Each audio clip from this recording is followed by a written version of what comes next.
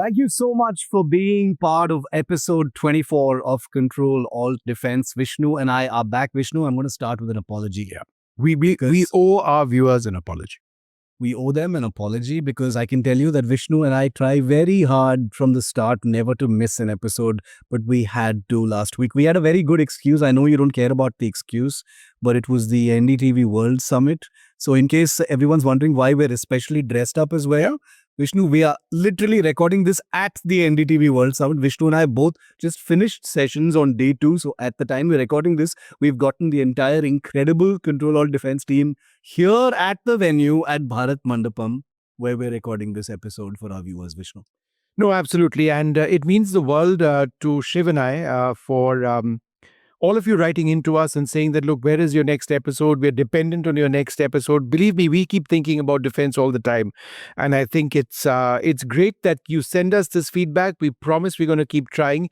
Today, we're going to talk about something very important and special and niche, which is why you really want to watch this podcast, right?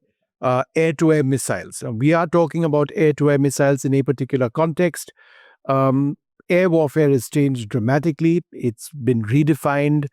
We've seen that in Op Sindoor. Pakistan makes all sorts of outlandish claims about PL-15 missiles having knocked off any number of aircraft of the Indian Air Force. But be that as it may, I think we have to accept the fact, and this is the truth, that air-to-air warfare has been redefined by long-range air-to-air missiles. So there is something called the Chinese PL-15. It's believed to be extremely advanced. Somebody I spoke to told me that it's essentially one big flying gas can. But if that is something that gives it the range to get to 250 kilometers plus, then India is in trouble. We are in trouble vis-a-vis Pakistan, and we are in trouble vis-a-vis China, which operates the same missile. And therefore, everything associated with the Rafale, which has a phenomenal missile called the Meteor, is something that goes into a bit of a question. Because if you have longer legs on your air-to-air missile in the context of India and Pakistan, you can position your aircraft well on both sides of the line of control of the international border, fly the missile. Sometimes it may be data linked, sometimes it may not be data linked. It might have a very good seeker of its own, which opens up, and within seconds, even if your own fighter aircraft is more than 150 kilometers on your side, you can be in serious trouble. The reason I'm also discussing this with you, Shiv, today is because no Indian fighter aircraft has any air-to-air missile presently which matches the range potentially of the PL-15. So, for example, the Indian Air Force and all of the pictures that you'll see, or 99% of the pictures that you'll see of the Tejas, shows the Tejas with 2 air-to-air missiles. That's the R-73 that has a range of 30 kilometers. The PL-15 knocks out targets at 250 kilometers. So therefore, what would a Tejas do when it faces a missile with a range of 250 kilometers? There's the R-77, which is the primary missile of the MiG-29, UPG, right? That has a range of less than 100 kilometers. It's advertised to have a range of more than 100 kilometers. It doesn't quite work that way. We've got the Astra Mark 1 as well. The Astra Mark 1 has a range we believe to be at about 100 kilometers, 110 kilometers.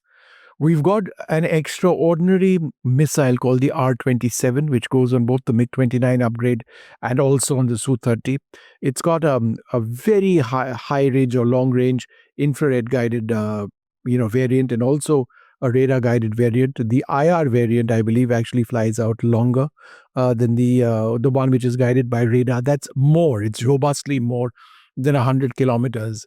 But actually getting a track for an IR missile, flying it out to a range of more than 100 odd kilometers, and then getting a hit, it requires a lot of things to go together all right at the same time. Then, of course, there's the MICA, which is what, apart from the Meteor, one of the primary air-to-air missiles of the Rafale. It is the primary air-to-air missile of the Mirage 2000. Great missile, world-class missile, excellent, superb data links, high no escape zone, NEZ. That's something we'll be talking about. But it only flies out to about 60-70 kilometers. Now, if you're facing the threat of a PL-15, then you're in trouble. The Meteor missile flies out to 200 odd kilometers. So therefore, it is competitive. And I think in as much as we talk about this, we don't want to get into an absolute number as as it is a huge advantage. But a missile which is 200 kilometers versus a missile which is 250 kilometers, it is a difference, significant. But when you fire a missile, it's also on the conditions of the launch, the maneuvering that the air traffic controller or, whichever node is involved in, designating a target, directing fighters in a particular direction, being in a better position itself, and then launching a missile. You might actually have a very good solution with a missile which flies out to 200 kilometers. So, Shiv, bottom line is that the Pakistan Air Force, which during Kargil 1999 didn't have a long range or a beyond visual range missile, is now, it's better than us. And we had the same problem during Balakot when the AIM-120D, which they have, which equips their F-16, the AMRAAM missile, and the variant of that, the C-5, which is what they have, that flies out robustly to 105 kilometers. It's been proven all over the world. Fortunately, and contrary to reports, they aren't acquiring the C-8 missile, and they certainly aren't getting the D variant, which actually pushes the range even more. So look, I think since we talk stuff straight on this, we're in trouble. Until such time as the Astra Mark II gets online, India would also like to potentially look at something called the Sky Sting. That's a version of the Darby missile, which, it's something which equips the Tejas as well. But it flies potentially out to 200 odd kilometers. So if that is acquired, and I'm not necessarily saying that would be the case, then, it gives you something. We have to have a missile that flies out to 250 kilometers. It is insane out there. Now, America is deploying variants of surface-to-air missiles out on aircraft like the F-18 to actually get the range against these new threats. And that was our episode. Nah, I'm kidding.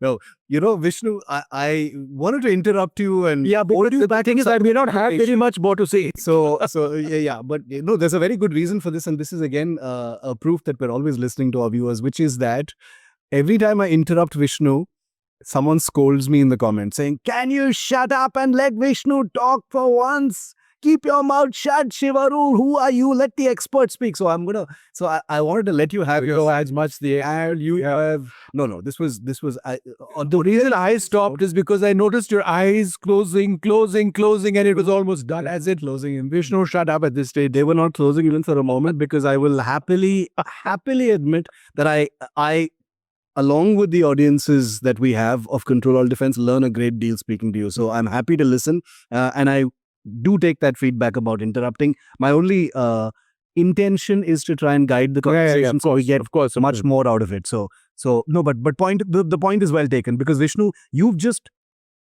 laid out on the table the answer to my first 5 questions. Right. So we can go now. My first 5 questions are done. Okay. Why are we talking about air-to-air missiles sitting here at the Bharat Mandapam? Right. Okay. What does India's air-to-air missile arsenal look like? You mentioned some missiles I hadn't even heard of. I'm really being honest with you. You talked about numbers. You talked about ranges. Very, very seriously, this is actually an incredibly important topic. This is not a side topic.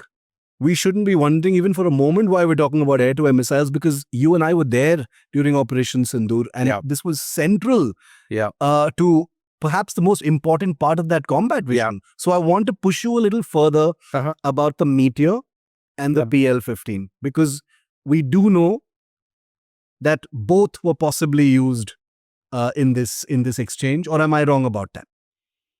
No, I'm not aware of any information which suggests that the Meteor was actually used. Again, even if it was, it's something which the Indian Air Force would really keep.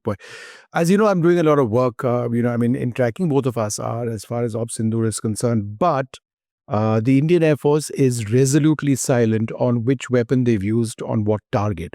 And so I have heard the odd rumor that the Meteor may have been fired, but I haven't got any confirmation of that. So as far as I'm concerned, and on record, I would suggest that it's not been used. And I would suggest it's not been used because of the nature of the fight itself and the maneuvering which took place. You only launch your air-to-air missiles, whatever it is, if you get into an optimal firing situation. The reason India picked the S-400 is because that weapon system was better placed to take out Pakistani threats. And it did, quite clearly it did. Yeah. And then, of course, we hit them on the ground, but that's another story. this was the manner in which that air battle was fought. I should also mention that there is no clear-cut explanation of what weapon systems the Pakistanis used to target our fighter aircraft. Now, with the Indian Air Force, the government has said already that they won't get into numbers, but they have no denial. They aren't denying any losses. But whether it was the PL-15 or it was something else is something that needs to be looked at. But what struck me as being such as a surface-to-air missile in HQ-9, for example, which is Chinese. Yeah. But what struck me as being interesting is that there was, according to social media, and I've seen the picture, of one largely intact PL-15 missile which landed in India. In Punjab somewhere. Yeah. Guess what's happening to that missile now? What is happening to that missile? Well, they would have taken it apart, analyzed each and every component of that, gotten a really good idea of certainly the rocketry in that missile. They would understand about how the fuel flow happens on that. If the seeker, which is gold, is still there, then they'd get a really good idea of the capability of that seeker itself. When does that seeker go into active? When does it open up its own radar, its mini radar? When does it start tracking a target? Is it at a robust range, or does it actually open up in the terminal phase of its flight? These are all things which immediately change the calculus for air forces across the world. We are incredibly close partners with several air forces in the world, which would certainly have said, nudge, nudge, wink, wink. We face a common adversary, potentially Chinese air-to-air missiles. And since we are the closest strategic partners, do you not believe that we should also, give us a sense of what exactly it is that you've found or you've detected? This entire part, I'm sort of assuming that I'm correct. This is deep in intel stuff which no one will tell you about whether we have spoken to anybody or whether we've actually, gone into what exactly is there in the PL-15 missile. I can certainly tell you we most likely have, because that makes common sense. Nothing more than that, nothing less than that. But to the larger point, Shiv, on do Chinese weapons work? And all that social media commentary which comes that ye khilone hain aur ye chalte nahi hain. And we'll pick it up as a third-rate माल है, fourth-rate माल है, हम किसी दुकान से उठा के खिलौना है जैसे खेलते हैं उसके साथ. That's rubbish. If Indonesia is now going in for the purchase of Chinese J-10 aircraft on the basis potentially of an assessment of how Op Sindoor went, and have preferred it to a second installment of Rafale aircraft, then that's just a small example of how Chinese aircraft are really, they are formidable. And why shouldn't they be formidable? Do we have any reason to doubt the pace at which the Chinese, military industry is growing? I can give you literally dozens of examples. Army, Air Force, Navy. Where, considering the fact that we know with reasonable certainty, like you just said, that the Meteor wasn't used, we do know that the S-400 was used. Yeah, extensively. That's what we knocked out. Yeah, that's what we mentioned. Only for the sake of clarity, Vishnu, since we are talking about air-to-air missiles, would there have been a reason why the Meteor wasn't used? We didn't need to use it? It depends entirely on positioning. Now, if in the initial phase of the combat, if there were a large number of missiles coming across from Pakistan, whatever missiles were actually fired, presumably this would have happened on the 7th, shortly after India hit our targets in Bahawalpur and Muridke, we would likely have positioned our aircraft into, safe space and then hunted for an optimal firing solution. After the first Pakistani aircraft was taken out on the 7th itself in the early hours, that's my understanding, and I think it could have been a JF-17, then Pakistan would have actually moved their air forces west, right, to ensure that they don't come within the range of the S-400. So therefore, in that scenario where you've got the fighters dispersed by a significant range, the only viable weapon system which appeared to work for us at that stage was the S-400. So it's tactical maneuvering. So anybody who says that हमने Meteor क्यों नहीं चलाया, it's not like I fire a missile, it goes and blows up something, right? You have to ensure that the missile is fired at an optimal position, at the peak of its NEZ or no escape zone. This is a definitive range based on all sorts of parameters of the target, where there is a calculation which is launched, which indicates that if you fire a missile in these conditions at a particular target, at a particular range, then the chances of that missile hitting that target are very high. Yeah. Now remember, there's countermeasures, there's electronic countermeasures. There are all sorts of systems which go into ensuring that even if a missile is fired, you try and bring down the chances of it hitting. But modern air-to-air missiles are so advanced that it's a real battle between jamming, active and passive, and the missile and its ECCM capabilities. I should also mention that when one speaks about a no-escape zone for an air-to-air missile, that no-escape zone isn't the maximum range of the missile. It's not. It's actually considerably lower than that. And as you actually progress upwards and in an expanded NEZ, which nears the actual theoretical maximum range of that missile, that's when you're talking about absolutely world-class tech. We keep talking about seekers, we keep talking about ECCM and all that's important.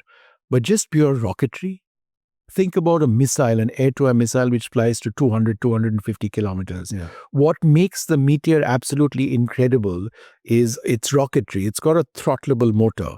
It's not just fired and it goes off to its maximum velocity. It's throttleable. In other words, I assume its velocity can be controlled. That's done autonomously by the missile itself. And the idea is that when it comes into its terminal flight, it has enough energy by way of its rocket motor to actually hit the target and maneuver. That's the challenge because you have single pulse rocket engines, dual pulse rocket engines. Depending on the configuration of the missile, you actually have to have enough velocity and kinetic energy and the ability to maneuver in its terminal phase for it to hit a target. That's where that NEZ expands. And in the case of the Meteor, it's got a very robust NEZ. There are two pieces of wreckage between 2019 and now that are air-to-air missiles. One was the famous AMRAAM, which, our friend Anupam Banerjee, he held up, a spokesperson of the Indian Air Force at the time, famously held up, and it became a picture that was used widely. That was an AIM-120 AMRAAM missile wreckage that was used during the post-Balakot air skirmish. And then now you've got that PL-15 largely intact, unlike the AMRAAM wreckage that we've got now. So these are two principal weapons, Vishnu, that Pakistan has, we know for a fact, fired at Indian Air Force aircraft, right? We also saw in the news that, the United States is either supplying some more or topping up, an earlier order. So that's been denied. Of these missiles. Yeah, I think what they did was... They called it false news. They called it false news. The US Embassy over here in Delhi. I think what they said was false news was the idea that this was some kind of a new system or a new deal or order. The detail was that this is an existing system that has already been supplied by the United States, and this is... So they might replenish their stocks. And what that you're reading of, that's interesting. It could be the case. I mean, even if they pick up, because the Pakistanis have, from 2019, the Pakistanis really unleashed their AMRAAM missiles. They were firing at maximum range, against our planes. And just the evasion which our Mirages and Sukhois took, and Samir Joshi's actually spelled that out in terms of the threat which our Su-30s and Mirages faced. Deep inside Indian airspace in 2019, evasive maneuvers to ensure that the AMRAAM didn't actually hit. You get Veer Chakras for hitting an enemy. There is a case to be made about getting honored for evasion. You're saving your own life potentially. You're saving the aircraft. You're saving national pride, because that in an India-Pakistan encounter tends to be like a T20 match in terms of public sentiment. But so if they are replenishing stocks of that missile, and they would have fired any number of those missiles this time around as well, potentially, then, that makes sense, but we'll have to wait and see what happens. Who makes the best air-to-air missiles right now? Depends how you define the best air-to-air. Because you've got the Chinese now. You've got the French. You've got the Russians. You've got the Russians. You've got the Americans. Who's at cutting edge right now? You've got a missile called the R-37, which is what the Russians use. They fire it off the MiG-31. That has been, and also the Su-35, I believe. But that flies out to 200 kilometers plus. It's been used successfully in Ukraine to actually hit targets out at very, very high ranges. India, when we talk about the Sukhoi 30 and the fact that as an air-to-air platform is utterly, completely outgunned now in the battle of ranges, India would necessarily have to acquire the R-37, because until such time as the Astra Mark II becomes a reality, is proven, tested repeatedly, and I would suggest that will take a couple of years. You need to have an interim solution. I mean, you can't have a gun without bullets in it. It's as simple as that. Every single minute, Shiv, and I believe this sincerely, then India waits for Atmanirbharta to kick in and not follow a belief of capability first, because of our own belief in we must build it in India, means that we are No matter how long it takes. that we are leaving our defenses defenseless, and that's unacceptable to me. And therefore, you can call you and me import babas or pushing this or pushing that. No, the only thing that we are pushing, and we've done this Capability on time. capability on time, and we've done this in different contexts throughout our career. Why? Because it makes sense. The domestic industry which manufactures weapon is not a national science experiment. Yeah. By all means, develop weapon systems. You made great deal of progress in so many areas. But until such time as you come of age, kindly allow the Air Force to get weapons which actually work and which are proven. Even the acquisition of that means these have to be manufactured. It's not like you go to a grocery market and say, "Saw R-37 missile de do." The Russian industry is stretched right now, right? Yeah. They'd be going deep into their stocks of a new missile, which they may not even have. So what about new build missiles? When is that coming? Who knows? We have to get that. So that's one missile system that's fantastic. As I mentioned, there is a version of the Darby missile which the Israelis are offering us, which might actually be something which easily integrates with the Tejas. Why? Because the Tejas presently operates, including the Tejas Mark 1A, a missile called the Elta 2052. It's an AESA radioactive electronically scanned phased array radar, which would merge seamlessly or integrate seamlessly with another Israeli missile. Let me also get in very briefly into this entire business of a missile being integrated with a platform. Yeah, slinging the Meteor onto the Tejas was talk that was doing the rounds, and how the Indian Air Force I interviewed with the HAL chairman just a couple of weeks back, where he said ultimately the next batch of Tejas aircraft Mark 1As, potentially the Mark 2 also, he was speaking about the Mark 1As, would have Meteor. That is incredible, but it's not necessarily going to be that easy, because you have the Elta 2052 right now, which is an Israeli radar, that needs to be modified or tinkered with or upgraded software-wise to talk to a Meteor missile. That ultimately, in the second set of Tejas Mark 1As, which enter service, we would have the Uttam radar, which is an Indian radar. That needs to talk with the Meteor missile. Let me correct myself. As I understand it, the Israelis, I beg your pardon, the French MBDA, which is the manufacturer of the Meteor, they had problems about integrating the Meteor missile with an Israeli kit radar. They said no. Yeah. So so therefore, when the HAL chairperson told me that the second batch, so the subsequent batch of Tejas Mark 1As, it's a very large order, come into effect, then that with an Indian radar would be merged equally, reasonably, would be mated with the Meteor missile. But will that happen seamlessly? How long will it take? Who's going to do the software upgrade? Who's going to do the trials of that? How long will it take? Even integrating, from public knowledge, we know integrating the Astra Mark 1, which is just 110 odd kilometers, theoretically, with the Elta 2052 radar of the Tejas Mark 1A has not been easy. According to some reports, it's not worked out initially. It needs to be sorted out. That handshake is required. There's a radar warning receiver, which is also in the picture. All of these systems need to be talking to each other for there to be a robust air-to-air platform. That takes time. Until then, capability first. Buy what you need, as long as it works. Just a small corollary before we wind up with the last question is on the Meteor being slung onto something like the Tejas, which you've explained why it's not that simple. The resistance that came in from a company like MBDA, the French government in general, was that because a capability like the Meteor on non-Rafale aircraft would basically disincentivize India from buying more Rafale aircraft? No, I think they were concerned, MBDA, about or is it about intellectual property? Israel getting the lowdown on certain characteristics of the Meteor missile, which they would necessarily need to get to integrate that missile with the Elta 2050 target. These people this is IP at the very highest level. This is very few people do this kind of thing. So this is all held, in great secret. And there's nothing to suggest, Shiv, that Chinese air-to-air missiles aren't right up there. No, I completely understand. So my final question to you then would go back to one of the first things you said, which was about the PL-15 and how we would be tearing it apart to look at its rocketry, its seeker, the electronics in it, etc. Which brings me to the Astra right at the end, because the Astra, as we see it, the Mark 1 missile, which is about 100 plus kilometer range, weapon in service as well on some fleets, has proven to be a good system.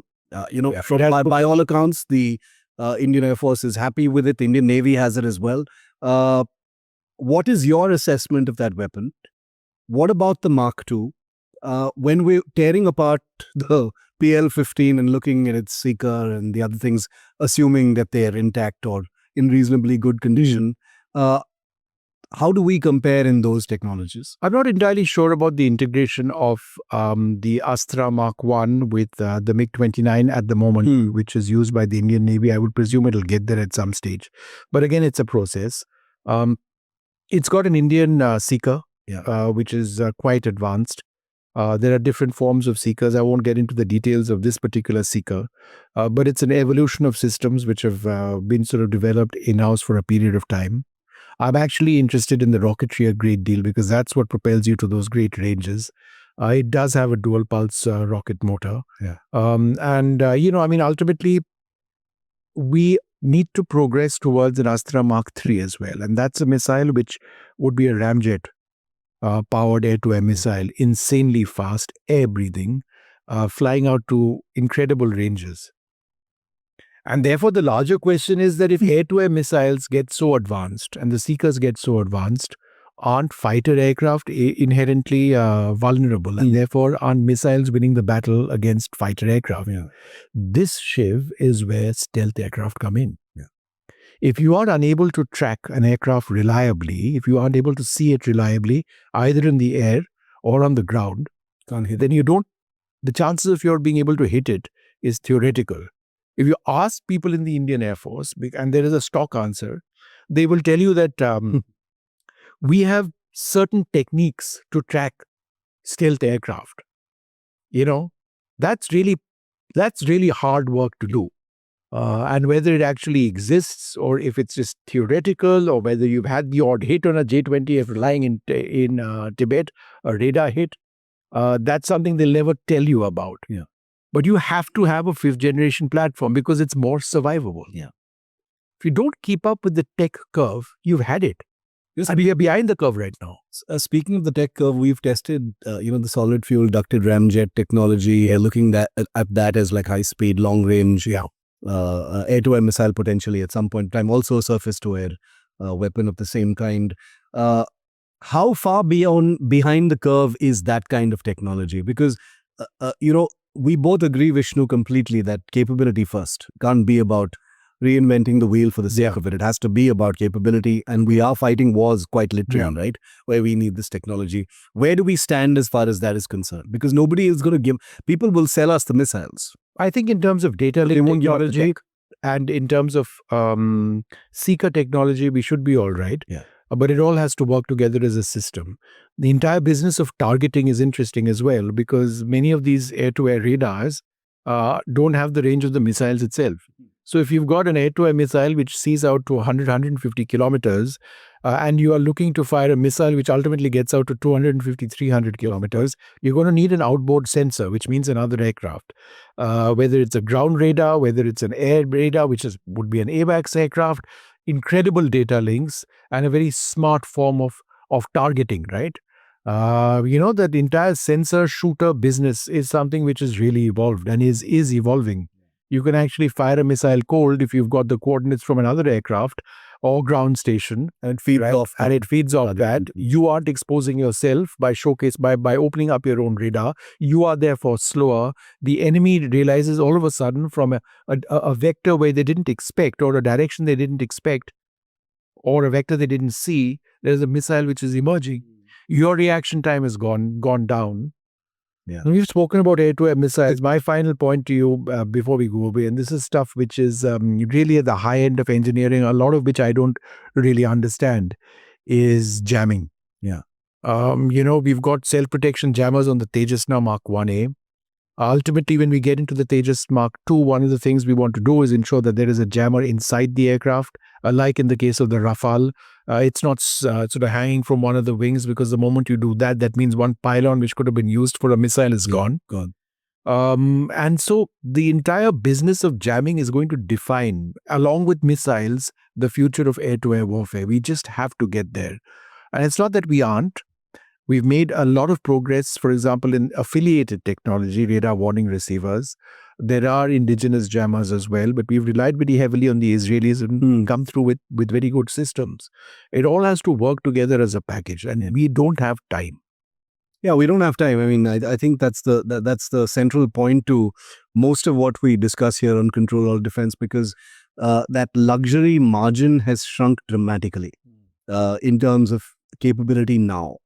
Operation Sindoor, it's become a bit of a touchstone, really, hasn't it, Vishnu? Because if anyone needed a live example to prove the point that you've just made about how the elbow room that the Indian industry and complex has to tinker around and figure out how to do this ourselves has shrunk dramatically. It's still an ideal worth pursuing. Yeah. For many other reasons, which we've discussed in episode after episode. Yeah. Including to do with stealth aircraft, which we'll put in the notes below. But this is something to really think about, and I think air-to-air missiles defines many of the dilemmas that face our Indian Air Force at this point of time. So Vishnu, this was fun. Yeah. Thank you. We're going to sign off from the Bharat Mandapam and the NDTV World Summit. So this is a special episode. Yeah, it is. I don't know where our next episode is going to be, Vishnu, but I can guarantee you that, like some of the past episodes, we are going to be getting out of Delhi very soon. I hate the winter. Vishnu, do you like the winter? Let's do it off INS Arihant. Yeah, You've managed that permission, right? Vishnu wants to do an episode, my dear friends, on board INS Arihant. The reaction of all the defense beat correspondents who are actually watching this is that, has he actually managed that? Yeah, you can't hear Anviti, who is the producer of the Control Alt Defense podcast. She's giggling on the sidelines of this recording because she heard Vishnu say, let's do the next episode on board INS Arihant. I'll be happy to do it. Vishnu's the guy. Vishnu, you've been doing this a whole lot longer, my friend. So please send in a request and let's see what happens. Yes, they tell me what a door looks like. Oh, that's it. Okay. There's no point not aiming high, right? So we will aim for that. You never know what could possibly happen. Vishnu and I always just aim high, don't get shot down. That's what are your possibilities. We'll try and stay alive to do that episode as well. I think that's key. Yeah. So have a fabulous festive season and a Diwali and anything else you're celebrating at this time of year. And we will see you very, very soon. I promise, Vishnu, promise, say it. We will not miss another episode. Say it. We'll try not to miss it. We'll try not to miss another episode. Thanks so much for watching, guys. Bye-bye.